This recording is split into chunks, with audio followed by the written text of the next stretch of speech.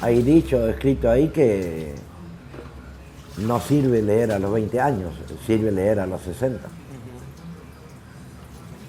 Hay dicho, hay escrito que a los 20 años, 30 años no tomás, no lo tomás. Pero después con el transcurrir de los años, además de los años, vienen otras cosas, vienen otras experiencias y ahí te das cuenta. Y querés volver a leerlo y buscarlo, y cuando lo encontrás das cuenta que es un tesoro. Sí, un tesoro, mirá, acá está.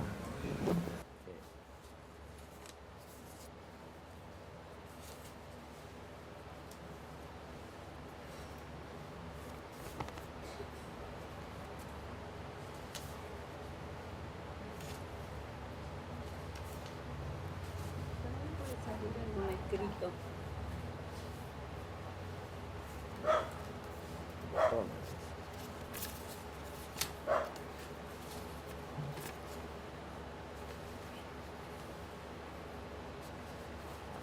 Me encanta tu letra. A mí también, una perfecta su letrita, parejita, no se sale de su forma que tiene tan hermosa de escribir. Mirá lo que está escrito acá. Cuadradita.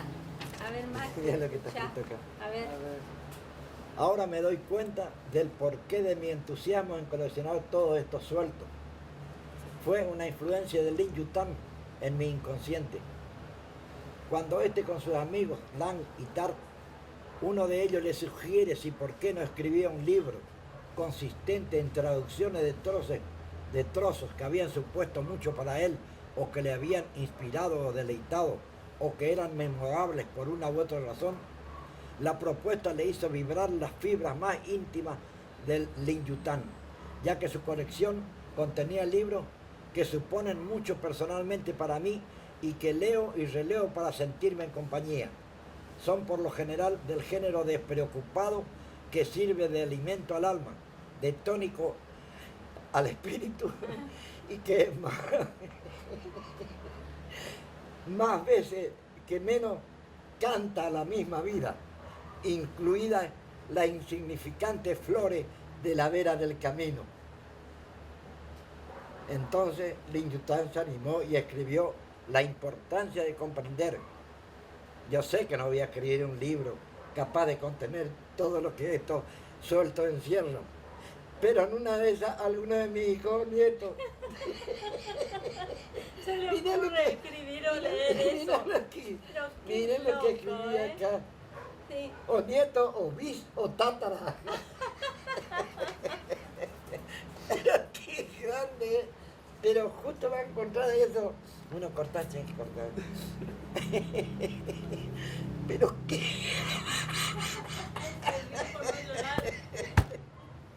Hasta mami lágrima. Ay, pero qué grande, che. Pero ahí tenemos.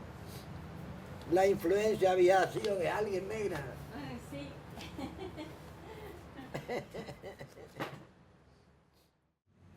Hace algunos años comencé a escribir. Quizá algún día publique mis poesías. Mi mano transcribe lo que una musa inspiradora me dicta al oído. Odas a la vida, al amor, al Señor, a la paz. Tal vez algún día comprenda lo que he vivido sin entender nada y con tantos desvelos.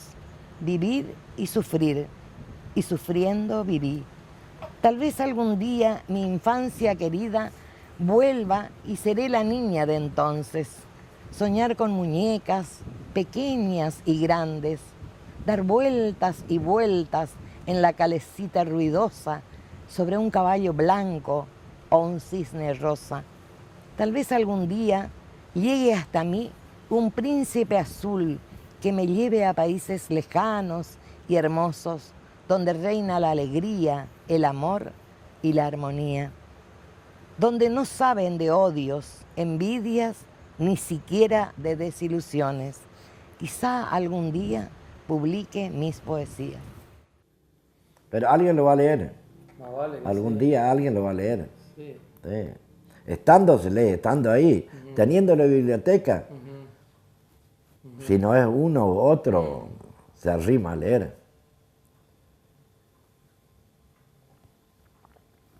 terapia de la risa, ayudar al individuo a reírse con ganas, es una de las terapias principales en la psiquiatría moderna y se aplica también para acelerar la curación de enfermedades no psíquicas, pues mejora el estado general de todo el organismo. Médicos y psicólogos en todo el mundo dedicados desde hace varios años a estudiar los efectos sobre el organismo humano de la risa y el humor han descubierto una verdad antigua y conocida y confirmado científicamente que reír es la mejor medicina. La risa es algo innato en el ser humano, nadie necesita aprenderla. Los ciegos saben reír aunque nunca hayan visto hacerlo. Los sordos ríen sin haber escuchado nunca la risa de otros. Sin embargo, los problemas de la vida moderna, como el estrés, nos llevan a reír cada vez menos.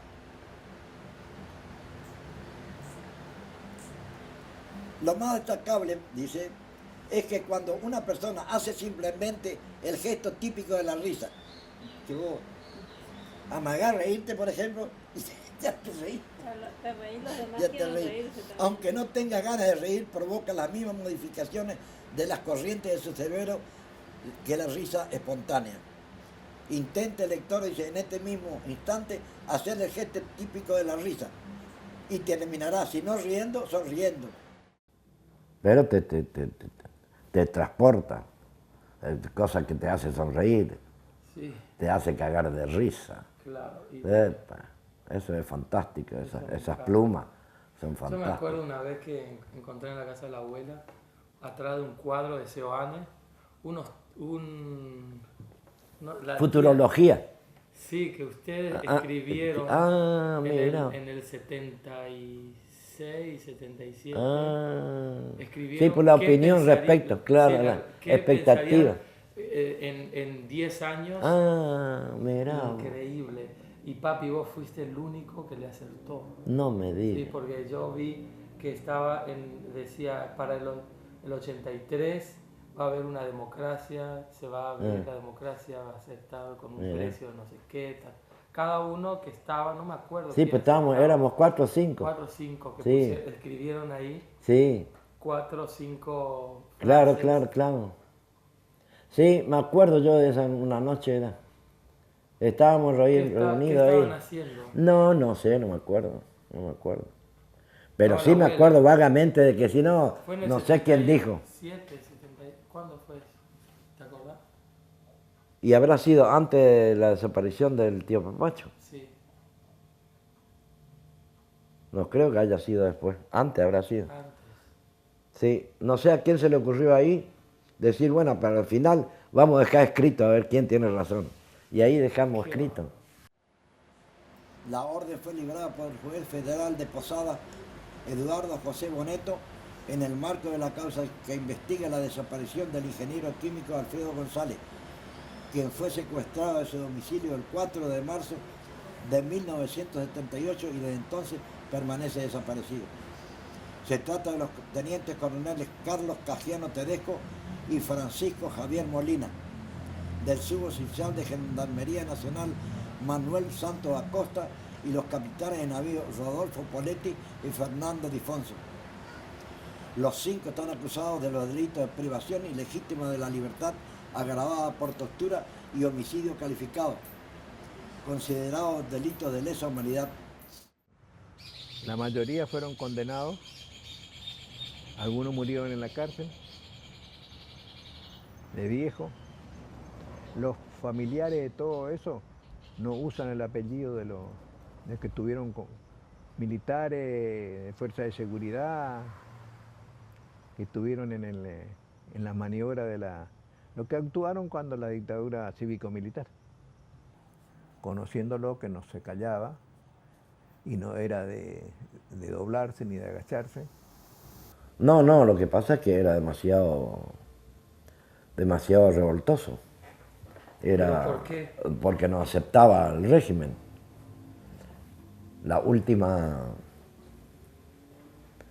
El último acto de él siendo decano de la Facultad de Ingeniería era repartir panfletos en el recreo a los alumnos en contra de las medidas del rector. Estaban en la casa de bruja porque otra explicación, claro, había un una solicitada, él como decano de la Facultad de Ingeniería Química, un recorrido que hicieron con los estudiantes hacia el Alto Paraná, trajeron agua de la cuenca donde se descarga todo, donde está papel prensa, y que había una contaminación ya bastante importante. Y él hizo un artículo en el diario El Territorio de Posada que fue muy elocuente en el sentido de que advertía de que eso se podía agravar. Y eso seguramente que no le gustó, porque después se quedaron con papel prensa ese mismo grupo cívico-militar. Con el papel prensa se quedaron, el mismo grupo. Lo asesinan a uno de los dueños en Centroamérica, en una avioneta que viajaba, porque nunca se supo cómo cayó la avioneta. Pero con seguridad una de las causas por las cuales estaba encabezando las listas que tenían esta gente para eliminar, porque no era otra cosa que eliminar, ¿viste? Y estaba enemistado con el rector en la forma que tomaba las resoluciones y las reglas de la institución. Pero bueno, eran unas reglas autoritarias, se podía tomar reglas autoritarias, como no había quien se oponga, se oponía él con panfletos escritos. Ese panfleto escrito debe tener la tía Meli, debe tener el último escrito de él en contra de la directiva del rector. Del rectorado de la UNAM, de la Universidad de Misiones, se colaboró con la dictadura. Las autoridades universitarias y los jefes militares mantuvieron una fluida comunicación escrita entre 1977 y 1979. En las notas de carácter confidencial, las partes cambiaban información sobre docentes y estudiantes. Miramos.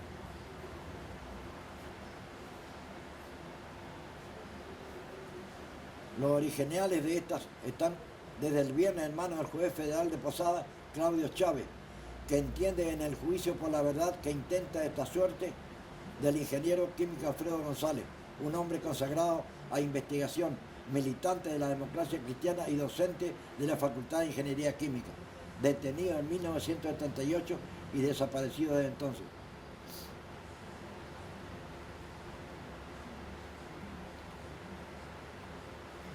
Carlos Alberto Rocco, que ocupó el cargo de rector de la UNAM, hasta bien entrada a los años 80 mantuvo, al decir de los documentos a los que tuvo acceso el diario, una fluida comunicación con quien por entonces fue jefe del área operacional 232 del Ejército Argentino, el coronel Carlos Cajiano Térez.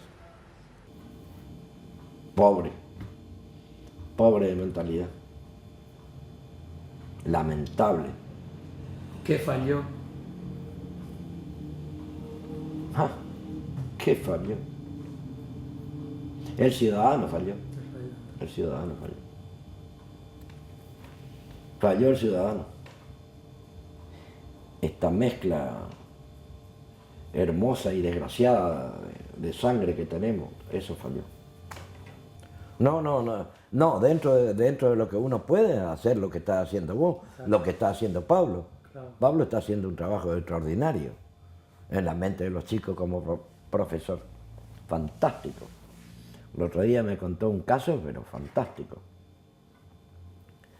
Una sentada que tuvieron los alumnos. Una sentada por, no sé, en contra de una resolución del director. Bueno, una sentada. Llega él ahí, ¿qué pasó? Una sentada, no sabía nada. ¿Una sentada contra qué? Contra cosas, qué sé yo. Y bueno, va al patio donde estaba todo sentado, hipotéticamente todo sentado, aunque estén parados, ¿viste? Claro que sí. Sí, pues se llama sentada.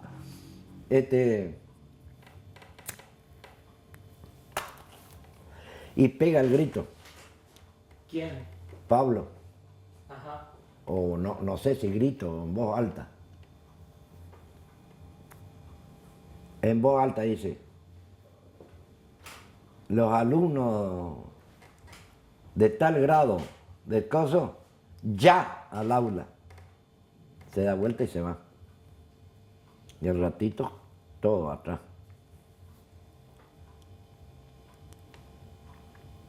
Esperó que vengan todos y los recontra cagó a pedo a todos. ¿Por qué? Por la sentada esa. Por la sentada que no tienen otra vía.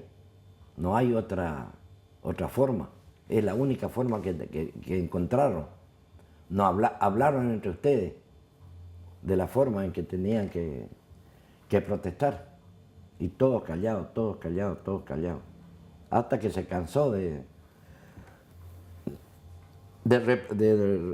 decirle cosas. Y dice, así que nadie va a hablar. Y nadie habla. Ustedes van a permitir que yo le diga cualquier cosa y nadie se va a defender. Defiéndanse. Y ahí empezó. ¡Qué bien! Pero fantástico. Fantástico.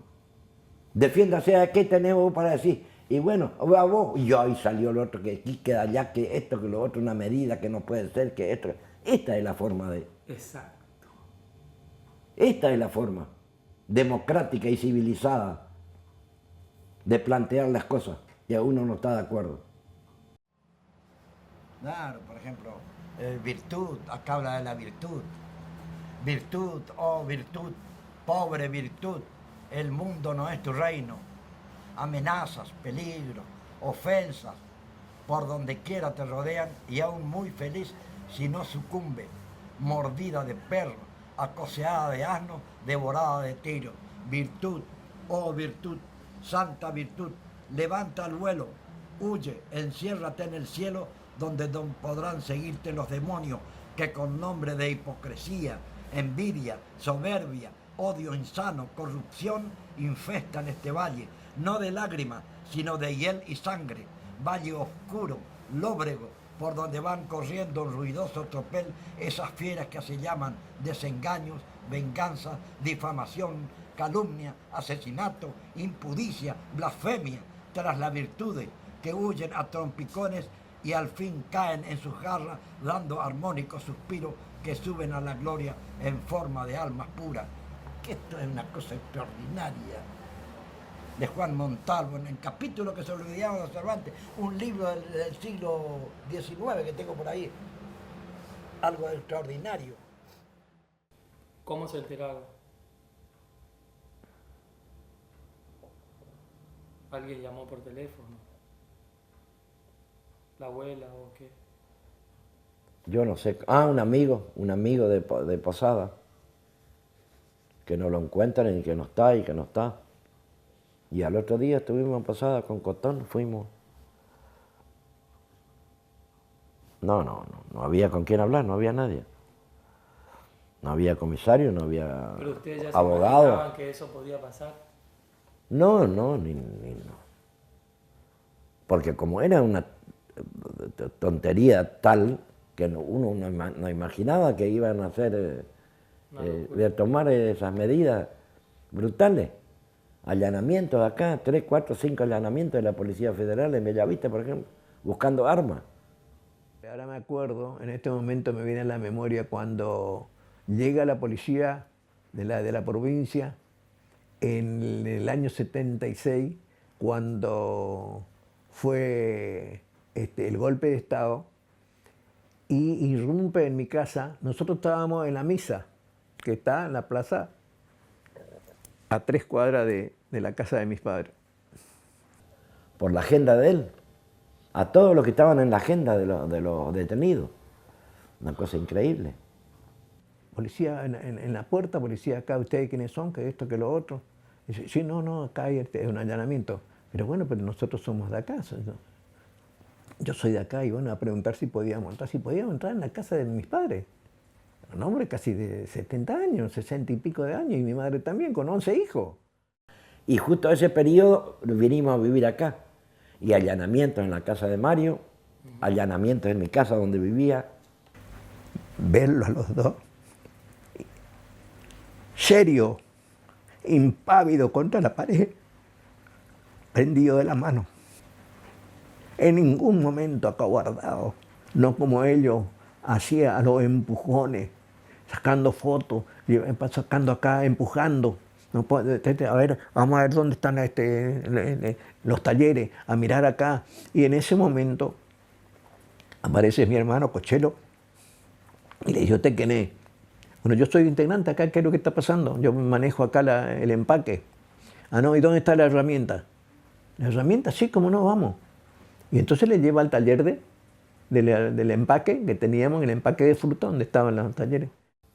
Ya la economía estaba tan desastrosa que nosotros económicamente fuimos decayendo y decayendo y decayendo, sin ninguna vinculación política. El gobierno peronista, de una familia antiperonista acérrimo, gorilas, como le llaman hoy, gorilas. Entonces no, nada. Cero. Y las deudas hay que pagarlas sí o sí. Todo lo contrario de lo que está ocurriendo hoy. Hoy el Estado está dispuesto al subsidio para los productores que no le van bien. A todo tipo de productores. Y entonces vinimos a vivir a Bellavista. Primero sorprendido de la detención de él. Y después no era único, hay muchos desaparecidos en Misiones. Y algunos colegas de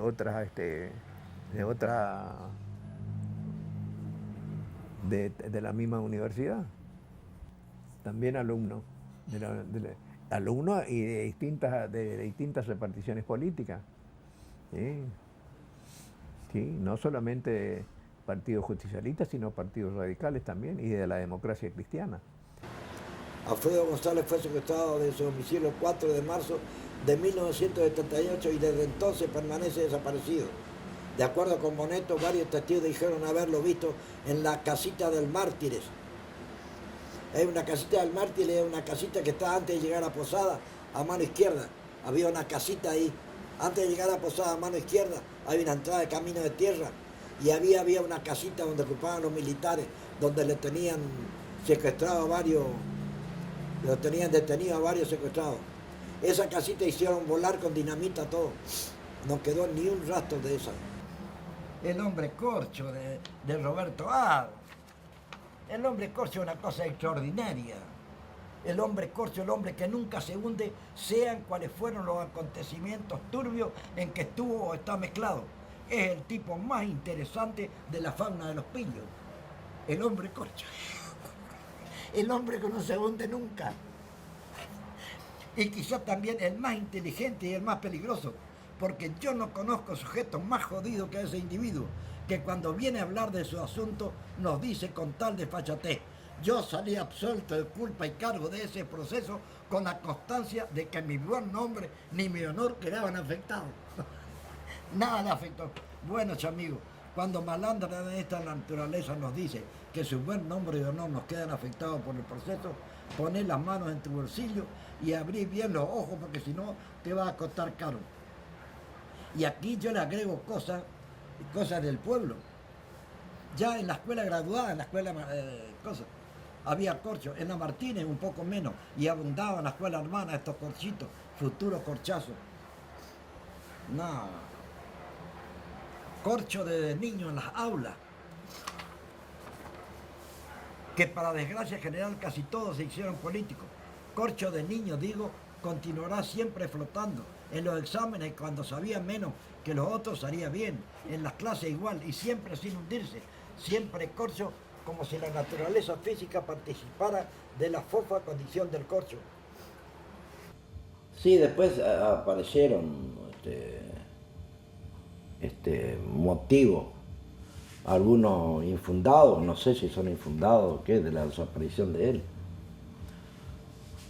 o del marido de la Meli, no sé si eran infundados o motivos verídicos, comprobados. Seguro que no eran comprobados, porque de otra forma lo hubieran juzgado. Pero bueno, juzgado también. ¿Qué juzgado? ¿Qué? Si no había jueces, no había nada.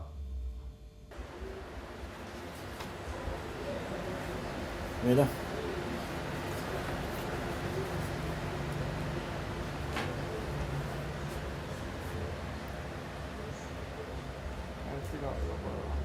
No, mamá murió pensando de que no estaba desaparecido, o de que estaba desaparecido, pero no escribía por temor. Él tendría en este momento 77, este año en octubre cumpliría 78, y yo en julio del año pasado cumplí 80. Así que son 3 años y medio, tres años, 8 meses mayor. Sí. Él es el 7º hijo de los 11 hermanos. ¿Sí? Y es el 5º varón. El que más habrá sufrido sin expresarse o sin decir nada habrá sido Juan, el mayor. Imagínate un chico que empezó a trabajar a los 16, 17 años para criar todos los hermanos. Algo extraordinario. Ese hombre fue algo extraordinario. Fue como un padre. Silencio, absolutamente. Jamás sin levantar la voz. Sin ningún reproche. Que creo que el más vago de todos era yo ahí. Un malandrín. Hasta que Blanca intervino, ¿viste? Y cuando yo termino, cumplo el año del servicio militar del ejército, él terminaba acá el secundario y ya con contacto en Santa Fe para estudiar la carrera de ingeniería química. Y entonces coordinamos coordinamos el trabajo, tanto con Mario de Paraná, mi hermano mayor, y acá con Manuelito, y la mamá, por supuesto, de los dos, a ver cómo podemos hacer para que no quede solo, porque era buscamos justamente una pensión, y yo me iba a trabajar en el mercado de abasto de Santa Fe, con él en una habitación que tuvimos ahí en Santa Fe que vivíamos, y vivimos un año. Mediante Juan y mediante Mario, y todos los estudios de la Elvi, de la Meli, todos como estudiaban ahí enfrente, frente a Paraná, estudiaban en Papacho, se recibieron en Santa Fe. Ah, claro. Claro, periódicamente se cruzaba a Paraná para... Ya si venía él era porque en busca de alguna moneda. Pero trabajaba de mozo en el comedor para costearse sus vicios seguramente.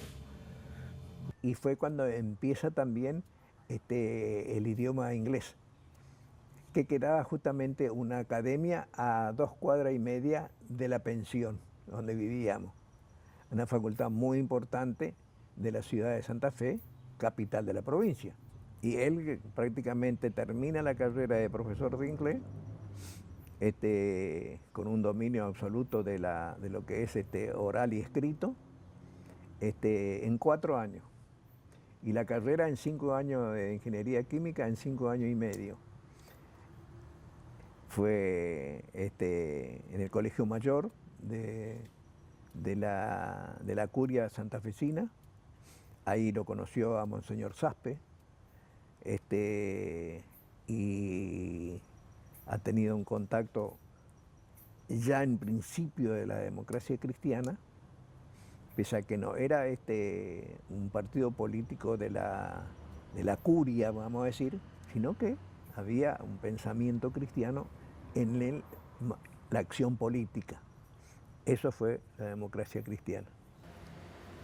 Tung Flan Suo, 160 a 80 a.C. Fue un famoso bufón de la corte del emperador An Guti. El emperador había decidido dar muerte por un motivo muy baladí a la nodriza que lo había amamantado. La nodriza pidió a Tung Flan Suo que la salvara. Tung Flan Suo dijo a la mujer: Su majestad es duro de corazón y hombre muy terco. Si alguien interviene, empeorará las cosas y apresurará tu muerte.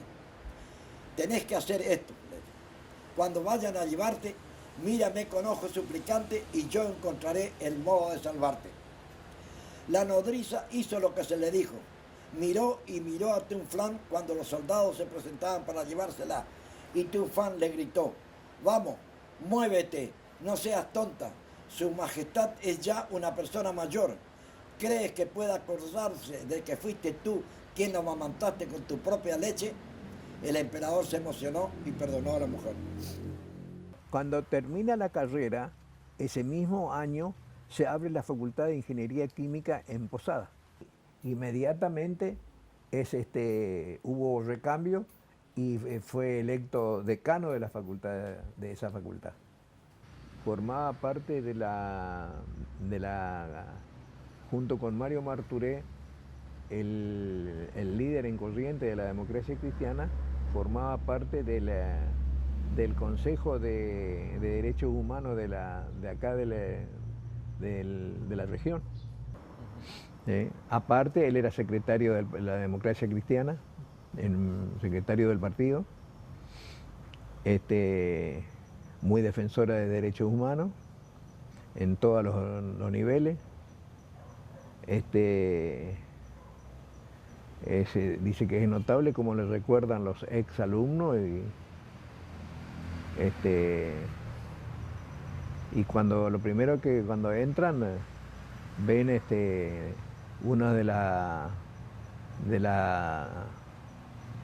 los principales auditorios, de la sala de auditorio que hay, lleva el nombre de él. Mis hermanos, los humanos, viajo con ellos. Son todos distintos. Cuerpos y almas se mezclan confusos. Miradas tranquilas, duras, desnudas, y las otras llenas de ternuras. Complejos problemas, sencillos dilemas. Corren, caminan, absorben, se aquietan. Esperan poder encontrar lo que ansían sus almas. No importan sus nombres, viajo con ellos, despacio, ligero, corriendo tal vez. Puedo verlos, tocarlos, pero no comprenderlos. Quisiera encontrarlos, tenerlos, poseer a sus almas, entrar y quedarme en ellas. Quisiera ayudarlos, pero ¿cómo hacerlo? Son tantos y van tan aprisa, pero viajo con ellos. Mañana tal vez nos encontraremos y comprenderemos. No habrá ya por qué evadirnos, seremos iguales. Lo eterno es respuesta a toda pregunta, a todo lo incierto y a todo ¿por qué? Sí, por las becas que consiguió, tenía condiciones intelectuales arriba del promedio general, porque tuvo becas de otros países, no argentinos, becas de otros países, becas de Alemania, de Japón, visitando todos esos países en los años 70, imagínate vos. Era imposible. Fantástico, eso. Fantástico. Fue claro. Un genio. Y con toda esa riqueza intelectual, lo mismo, no quería ir de acá. Y ahí, estirando sus líneas y su currículum, a becas para recorrer, para estar, para ir, para ese. Y así fue adquiriendo, conociendo un montón de lugares, ¿no es cierto? Con becas en la Universidad de Osaka en Japón, la Universidad de Maine en Estados Unidos, la Adenauer en Alemania, y eso lo ha nutrido muchísimo como científico. Página 12 reconstruyó parte de su historia y la de su fórmula a partir del testimonio de familiares, amigos y detenidos políticos de Misiones. Ellos creen que al ingeniero no lo asesinaron por su militancia política. A los militares se les pasó en la sala de tortura cuando estaban detrás de su invento. Alfredo vivió sus últimos años en su casa de soltero de Posada, pero recorría habitualmente los 80 kilómetros que lo separaban del pequeño laboratorio del pueblo de Alem, donde hacía sus investigaciones de rutina. El laboratorio estaba montado en la finca de una familia misionera de buen pasar, comerciante, dedicado a la compra y venta de tractores con los que el ingeniero alguna vez pensó canalizar su proyecto comercial. Los dueños de la finca eran varios hermanos, uno de ellos con residencia en Estados Unidos y con dinero suficiente para convertirse en el socio capitalista de la invención del ingeniero González. Pero sabíamos de que estaba siempre en el experimento de esta cosa y lo que habían presentado ya en algunos ministerios su producto que era de limpieza de metales. Es como un producto que no sé si era, creo que era en polvo, no era líquido. Y que tenía en otros proyectos en vista. Para la época, Alfredo era un adelantado. Con su aspecto menudo, su estatura chiquita, sus inmensos pares de lentes, el tono locuaz y su incorregible aspecto de científico, era uno de los pocos académicos con acceso a máster y posgrado en el exterior. Llegó a la UNON cuando la universidad aún era un conglomerado de facultades con la cabecera en Corrientes. Hizo la carrera de Ingeniería Química y desde su provincia comenzó a trabajar dentro de una convulsionada estructura de la democracia cristiana. Al parecer, dice, la fórmula que descubrió se parecía al CIF, además de ser abrasivo, además del abrasivo y del método de fabricación de papel. Glinka explica que su amigo lo identificó las propiedades de las tierras lateríticas para una fabricación mucho más económica del aluminio y de otras arcillas misioneras que suplantaban a un costo mucho menor la potabilización del agua. Era un genio, insiste su compañero de cárcel, aún sorprendido porque sin la ayuda de las computadoras el otro se tragaba la fórmula de memoria. Después que lo arrestaron, le exigieron, lo habrán pedido que se retire del país, que se vaya, que tantas relaciones tenía en el mundo que podía ir a cualquier parte del mundo a trabajar en su profesión. ¿Y qué hizo él? No, se quedó.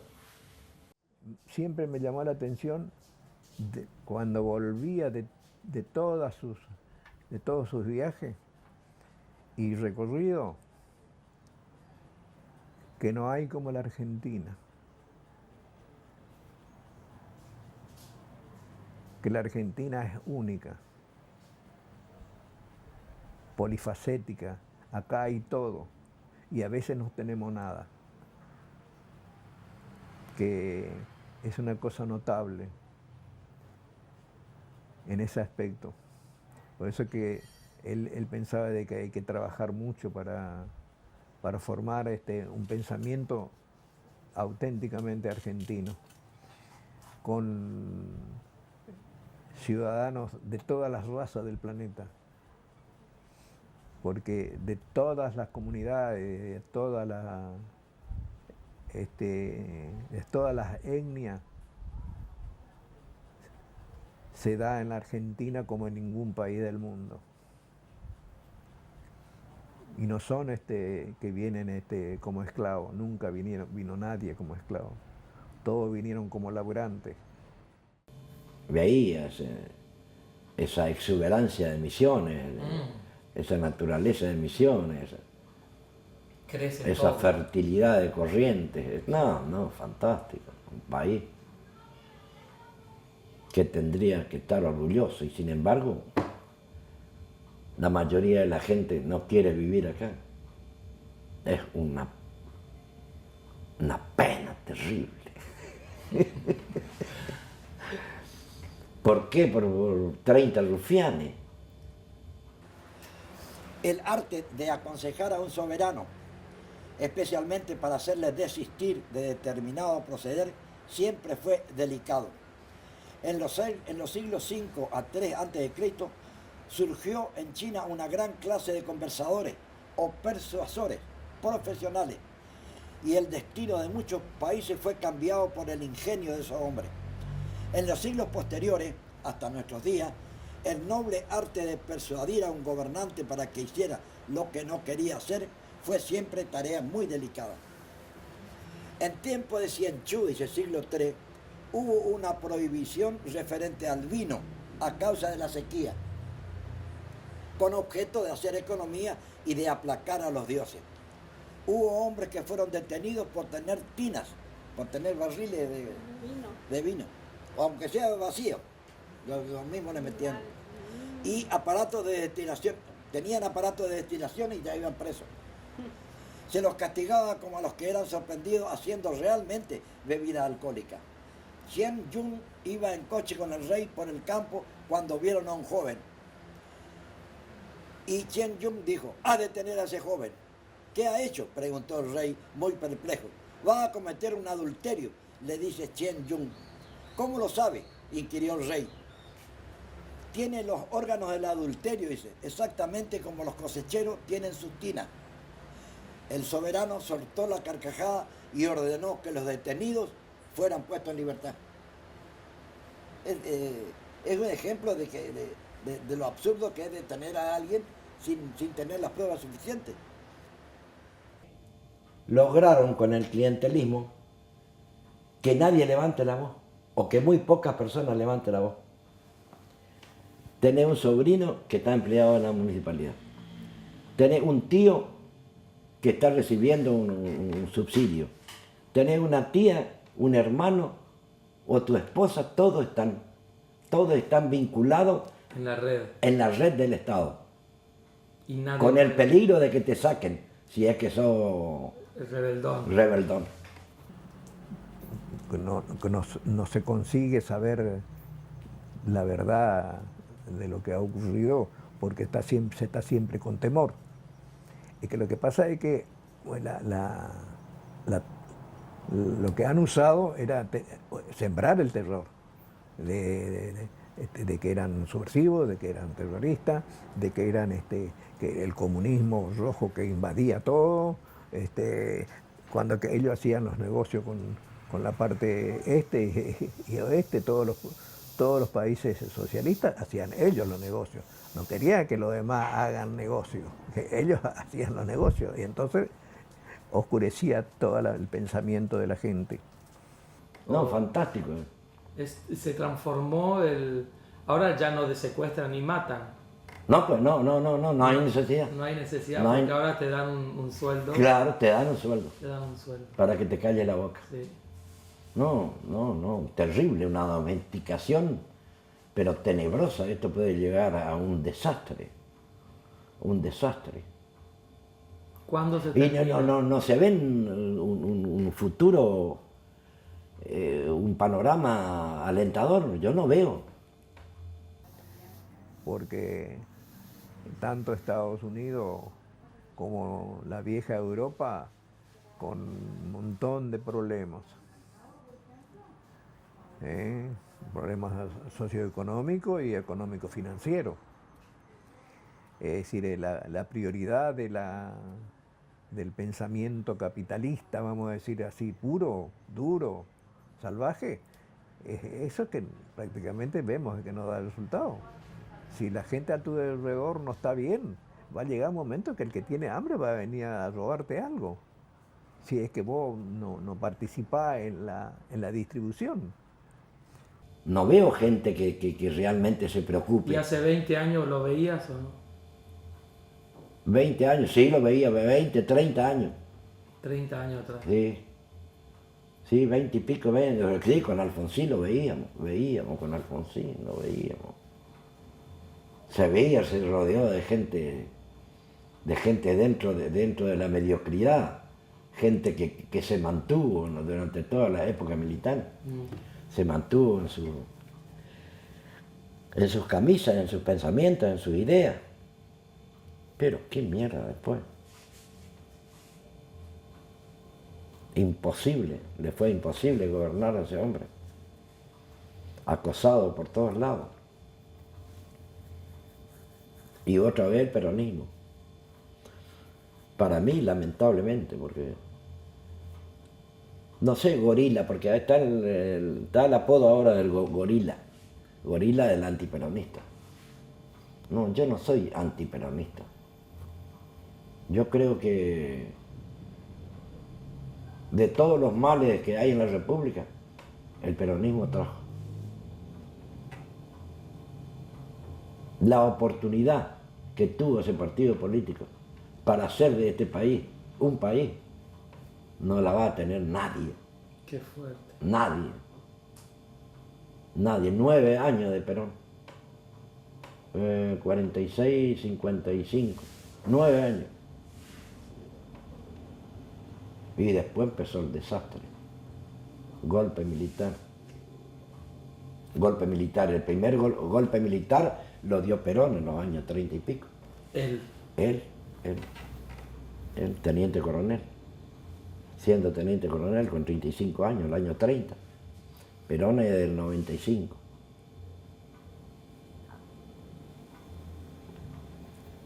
Pero bueno, ya es la palabra de un gorilón. Pero lo notable es que el ciudadano se inclinó por un partido político como nos inclinamos por un equipo de fútbol. Exactamente. Yo soy de San fanático. Lorenzo, yo soy de San Lorenzo, aunque me vengan matando.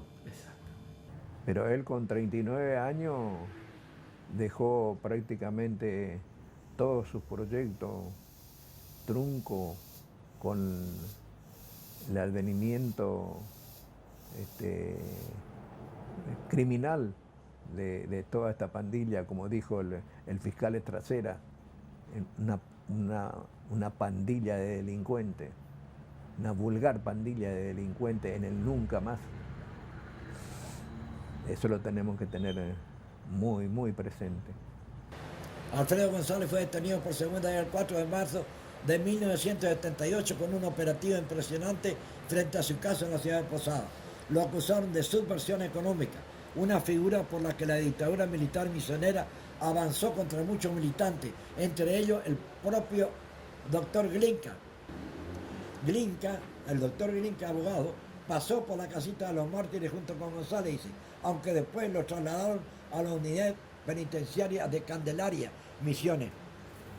Nos ponían una cadena por el cuello, contó, después un candado y al final la cadena se encadenaba con otro candado más fuerte a un aro de la pared. Glinka creyó oír allí dentro la voz de González y durante el juicio explicó que de acuerdo al relato de un policía de nombre Sánchez Boado, cliente suyo y enfrentado a una causa por tenencia de armas de guerra, el académico de la UNAM murió de un ataque cardíaco en la sala de tortura. Su cuerpo, dijo tal Boado, habría sido arrojado al río Paraná. Chao.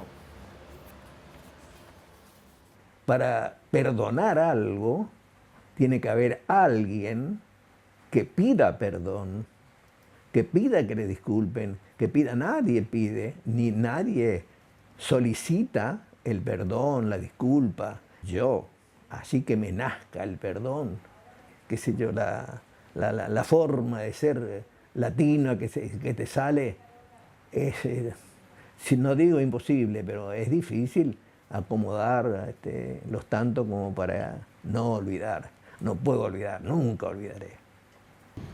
Apapacho, eras independiente y misterioso. Eras un mito entre nosotros. A todos quisiste, a los que comprendíamos y a los que no te comprendieron. De niño eras como brújula entre todos. Todo lo dabas, todo lo exigías. Eras como un duende travieso e incansable. Eras mi hermano preferido y admirable. A países lejanos viajaste.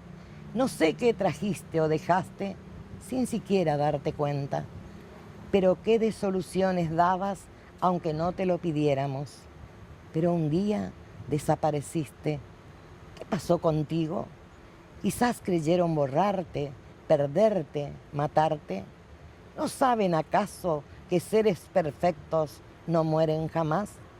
Quedaste en las mentes de quienes quisiste, ayudaste o solo conociste. ¿Qué pasó contigo, hermano del alma? hermano de sangre, de infancia, de bellos recuerdos y anhelos eternos. Estás con nosotros, estás en nosotros, estás en los que te han querido, en los que ayudaste o solo conociste. Estás en mí como un duende travieso, como cuando niños, como en nuestra infancia. ¿Está bien?